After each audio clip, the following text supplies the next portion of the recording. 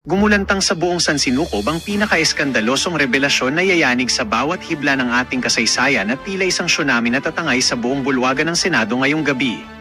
Sa isang hindi inaasahang kaganapan na tila kidlat na tumama sa gitna ng katahimikan, huling-huli sa akto ang dating Senate President Tito Soto na biglang bumagsak at tila nawalan ng lakas matapos ilabas ni Rodante Marcoleta ang mga selyadong dokumentong magsisilbing huling pako sa kanyang kabaong sa politika. Ayon sa ating mga espiyang nakatago sa bawat madilim na kanto, huling-huli sa kamera ang panginginig ng kanyang mga kalamnan habang ang bawat pahina ng ebidensya ay tila nagbabagang bakal na tumutunaw sa kanyang matikas na pagpapanggap sa gitna ng isang selyadong pagdidinig. Hindi makapaniwala ang buong mundo sa nakakangilong eksenang ito kung saan ang bawat pasilyo ng kapangyarihan ay nababalot ngayon ng matinding kaba habang ang mga pader ay tila naglalaway sa takot dahil sa lamat na hindi na kailanman mabubura ng anumang yaman. Ayon sa mga saksing nasa loob mismo ng mga selyadong opisina, tila tumigil ang pag-ikot ng mundo nang isa-isang isiwalat ni Marcoleta ang mga nakakapanghilakbot na katotohanan tungkol sa mga lihim na transaksyong pilit na ibinaon sa dilim ng gabi sa loob ng maraming dekada. Ang bawat salita ng mambabatas ay tila kanyon na nagpaguho sa kampo ng mga naghaharing uri habang ang buong Pilipinas ay nananatiling tulala sa bangis ng kaganapang ito na pilit na binubura sa bawat sulok ng internet. Ito na nga ba ang huling kabanata ng isang matikas na kabalbalan o ito ay simula lamang ng isang madugong labanan sa hustisya kung saan wala nang sino mang itatangi sa lupit ng tadhana at ng batas na walang kinikilalang apelyido?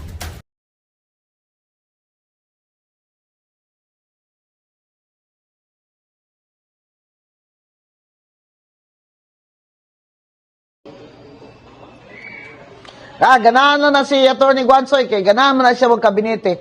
Hoy, ganahan na taon ko maghampang-hampang sa akong mga iro. Di na ko ninyo tagayag trabaho diya. Kay whatever work I will do in the next 2 years, I will fail. We will all fail. Why? Because we have a deficit. Pero we will succeed. Kung take over ngayon si Sara Duterte, nga wala korupsyon. Ano ning mga gobyerno? Hindi na bala ka mo mag-aircon. Mag-aircon pa man mo, abrihin na lang tanan na. Tapos wala na travel kamo tanan. Why travel? Why aircon? Ambulansya lang ang dagan-lagan. By extraordinary expense, wala yung meeting funds. Sa una si Digong, kaon magsuman dito. Karon dilitson man sila. Sabi ko nga tayo, sasabihin niya mag-inot-inot, edi mag-inot-inot siya. Wala na tayong magawa nito. We have a crisis. We have a crisis. I suggest BBM resigns and prepare a transition government. Attorney, who do you think can beat Vice President Sara Duterte in 2028? Meron kaya? I already said she's the woman to beat. Kahit sino kandidato nila dyan. Ay, ang problema lang, baka dayain. Tsaka wag lang kayong kampante kasi alam niyo naman ang eleksyon. Marami silang pera. Magni-negative vote buying yan dito sa Davao. Bigyan ng pera mga tao para wag nang bumoto. Kailangan ng Davao mag-turn out ang tao 90%. Minimum. Boto talaga. Mindanao. Mahirap. Do not underestimate these politicians. They all want to stay in power in the BBM kasi doon ang racket nila. Doon ang racket nila eh. Wala na. Zero tolerance for corruption. Yun lang ang gusto ko. Sabi na, ambot. Are we hoping, attorney, si current commissioner karon sa Comelec, mahimo siyang limpyo during the... Kinsa si George Garcia?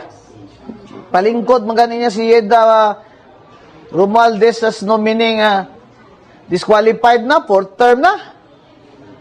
Kung sa'y malimpyo. Limpyo yang naong. Nahiya naman siya.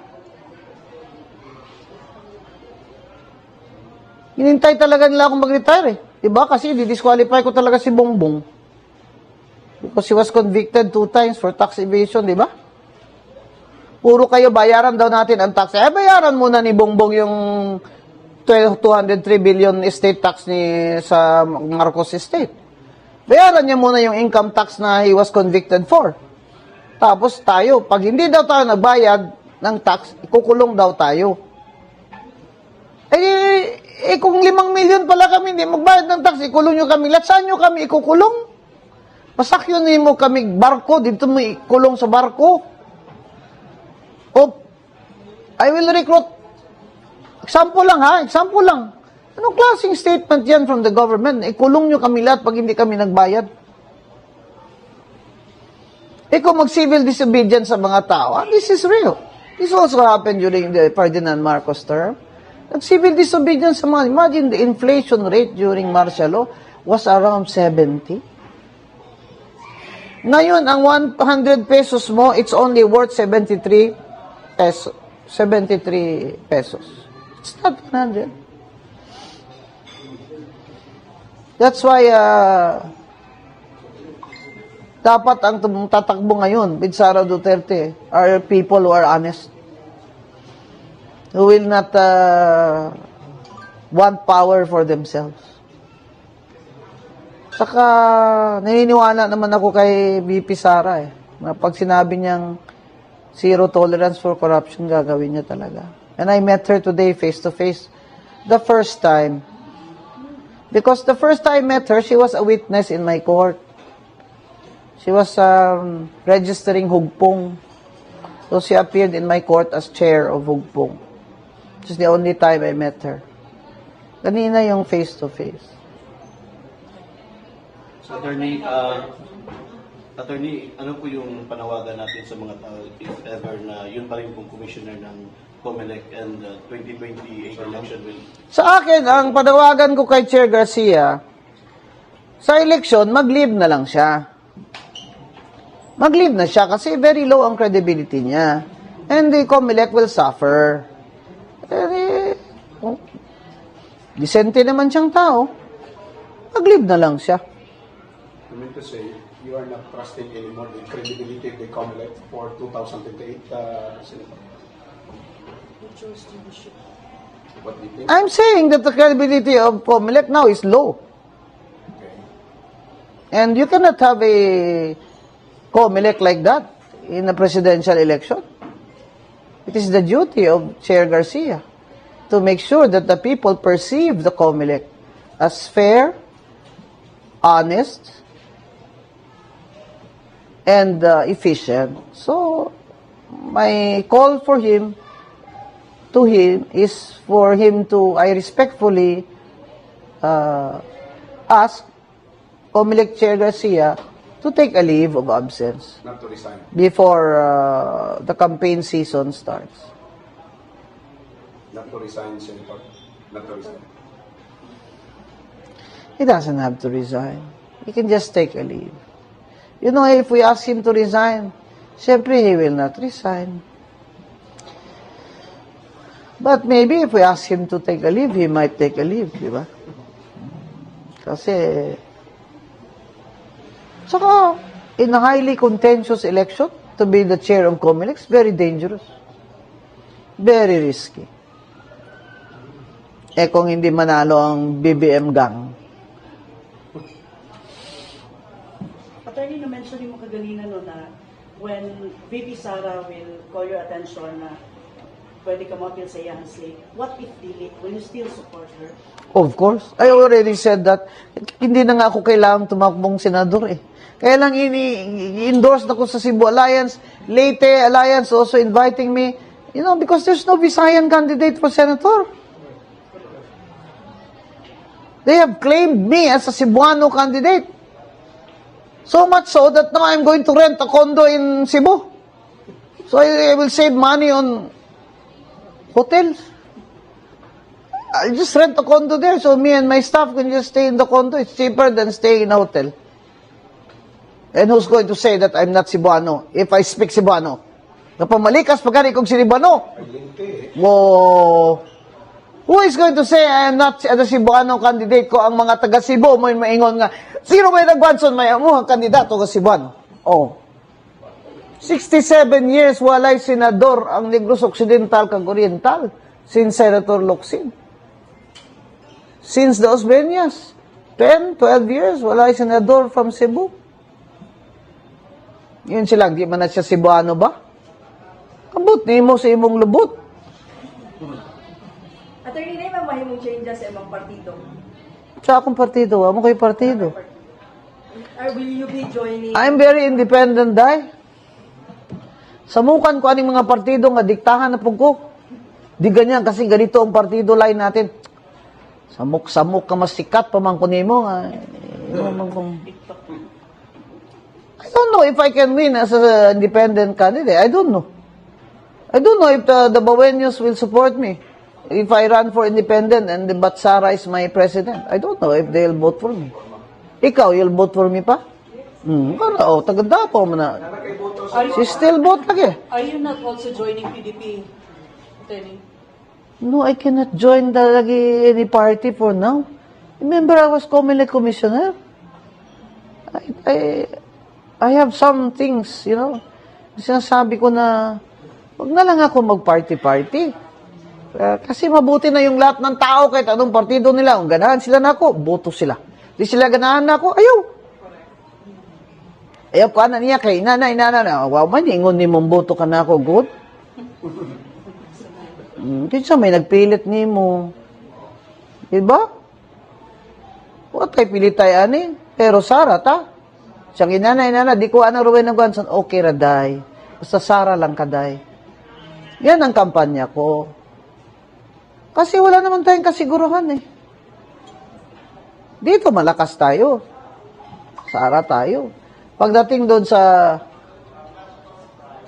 Calabarzon, mababa si BP Sara Duterte doon. Negros Occidental, mababa. Region 6, mababa. Yun nga ang burden ko eh. Kasi ang mga region ko doon siya mababa. Why? Anti-Marcos ang Region 6 eh. Pero predominantly liberal party. Dilaw. Just in case Lenny Robredo will run for president.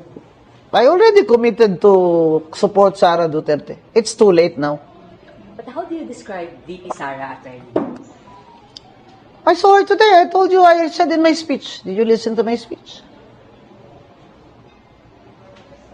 Pero ano, I see a woman as a calmness, but a strength of character. It has the will to lead us into reform. Because you know she's the eldest, so she's used to a leadership position from the start. And she speaks softly, huh? I think she spoke softly today that I had to restrain myself. Si Sara Duterte lang pala maka-restrain sa akin. Because, again, she said it with authority and firmness, but gentleness. You follow me on Net25, PGMN, my Facebook. If you like to see me dance, you go to TikTok, Barda Queen. And, well, every day, I'm in my Facebook, pero every day meron na akong punto bonito sa Cebu. Nga 2 minutes lang. Ipukaw ko niya ganina. Siya, ang bagat Cebuano, ma'am, ganahan kaya ni mong makadungog silang gasilibuano ka. Ko, sige. Pukaw pa ko ugba, kay buyawon ta na kay Lunggo. Attorney, kung itang... Yan sila, marado ko si Digong. Sige naman kong pamalikas. Unsang man di ay. I was born between 3 boys. I was raised by my father. Oh, frequently, pag magano-gani ng mga makawatan, mga yudiputa. Te? Lintian ka mo sa mga... I come from a family that's very principled, very honest, ang upbringing. Saka excellence. Very bright. So bright that God gave us Greg, who has autism. And so now, no matter how maingay kami, pag pumasok si Greg, we are all quiet. Because Greg is our true north. Nasabi ko sa inyo, may Diyos ang kalibutan. Yan yung tanang ginahimo ni Marcos sa aton. May hangganan din ito. Malapit na. Attorney, Kung si Digong pa, they will have their comeuppance. attorney, naging critic ka ba ni Digong? No, in fact, I did not disqualify him. How can I criticize him? We were mayors together. Besides, I was commissioner when he ran. And as I said there, if you were covering it, I did not disqualify him. I disqualified Grace Poe. Why will I criticize Digong? I like his style. I think we have similar style. I'm just prettier. If you compare the I think that's why he liked me. Because, you know, I was 27 years old, I was carrying a gun. Attorney, sino mga panginaon karon sa sitwasyon ni former President Duterte? I think he's very lonely. You know, I explained this to Lorraine Badoy na that is when I turned. During in impeachment nila against Sara, hindi pa ako masyadong emotional noon. Noong nakita ko si Kitty, when they captured Digong, and Kitty was so helpless, bata. And Digong just wanted her to go para hindi na siya ma-humiliate doon. That's when I turned. And I saw Kitty. I turned. I said, oh, my deep po. And then, my sister also. Dilaw na dilaw kami, ha? God, anti-Marcos kami. Cory. Sabi niya talaga, my brothers and sisters, we turned. Kasi we are very close, as a family. Nung nakita ko yun, that's Kitty who made me turn. In fact, we're going to see each other for brunch, hopefully, while I'm here. Grabe nang himo nila kay Digong. Pwede lang man nila dire ipriso si Digong ba? Nga, dito nila ipapriso.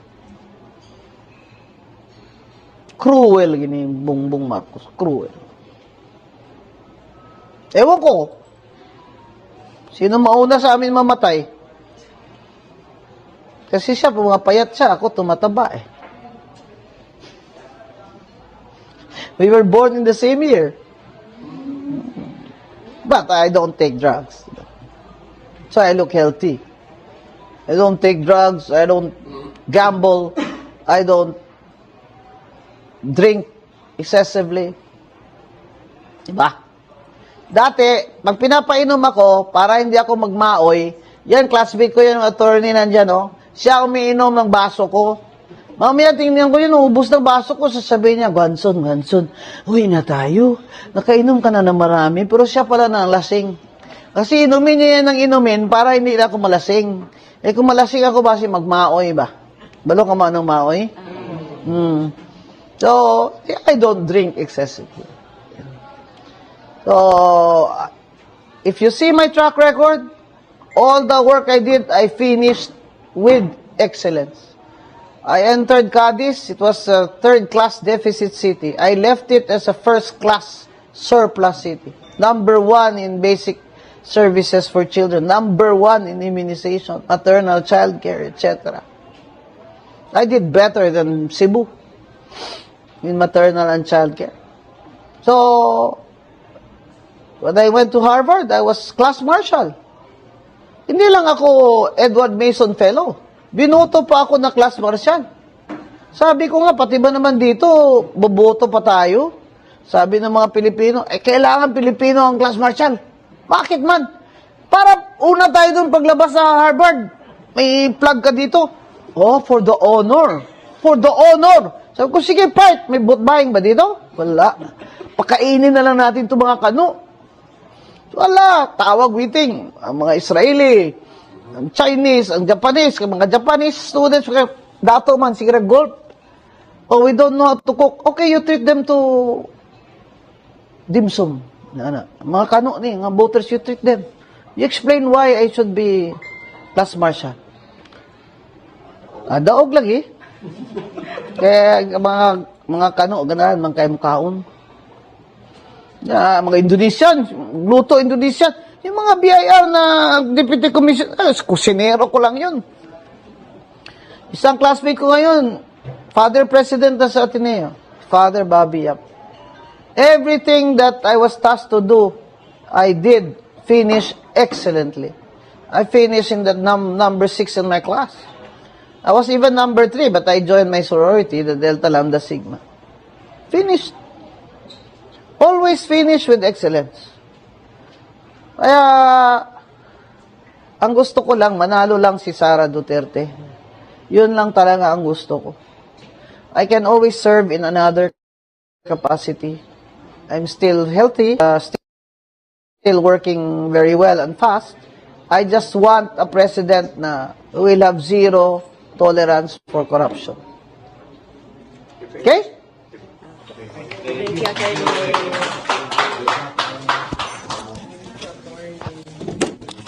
Dili magbayad sa iya si Amy Marcos. Pangit na siya. I miss my classmates, she's not running.